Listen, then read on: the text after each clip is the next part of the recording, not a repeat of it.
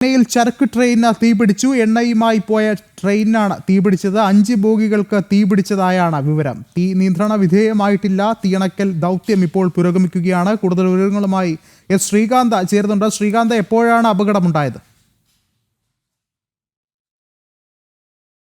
ൂരിലാണ് ഡീസലുമായി പോവുകയായിരുന്ന ഗുഡ്സ് ട്രെയിനിന് തീപിടിച്ച് വൻ അപകടമുണ്ടായത്. റെയിൽവേ ഗതാഗതം താറുമാറായിട്ടുണ്ട്. നിലവിൽ കിട്ടുന്ന വിവരമനുസരിച്ച് ഇന്ന് പുലർച്ചെ 5:30 തമിഴ്നാട്ടിലെ തിരുവള്ളൂർ റെയിൽവേ സ്റ്റേഷന് സമീപത്ത് വെച്ചാണ് അപകടം. ട്രെയിനിൽ നിന്നും വലിയ തോതിൽ തീയും പുകയും ഉയർന്നത് പ്രദേശത്താകെ ബുദ്ധിമുട്ടുണ്ടാക്കിയിട്ടുണ്ട്. എന്തായാലും നാട്ടുകാരടക്കം ആദ്യഘട്ടത്തിൽ എന്താണ് സംഭവിക്കുന്നതെന്ന് അറിയാതെ വലിയ പരിഭ്രാന്തി ആ പ്രദേശത്ത് ഉണ്ടാവുകയും ചെയ്തു. ട്രെയിൻ ഗതാഗതം താറുമാറായി.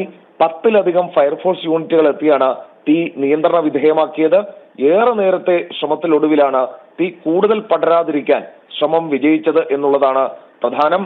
ട്രെയിനിൽ തീ ആളിപ്പടരാതിരിക്കാനും പൊട്ടിത്തെറിക്കാതിരിക്കാനും വേണ്ട ശ്രമങ്ങൾ ആദ്യം തന്നെ ഫയർഫോഴ്സ് സ്വീകരിച്ചിരുന്നു. ഈ ഡീസൽ ഇന്ധനം ആണ് ഈ ട്രെയിനിൽ ഉപയോഗിച്ചിരുന്നത് എന്നതിനാൽ വലിയ അപകടം ആയി മാറുകയായിരുന്നു. സംഭവം വലിയ അപകടത്തിലേക്ക് നീങ്ങുകയായിരുന്നു. ട്രെയിനിൽ തീ തൽക്കാലം നിയന്ത്രണ വിധേയമാണ്. ആർക്കും പരിക്കില്ല, ആർക്കും കാര്യമായ അപകടം സംഭവിച്ചിട്ടുമില്ല. എന്തായാലും പ്രദേശത്ത് ഫയർഫോഴ്സ് യൂണിറ്റുകൾ തമ്പടിച്ചിട്ടുണ്ട്.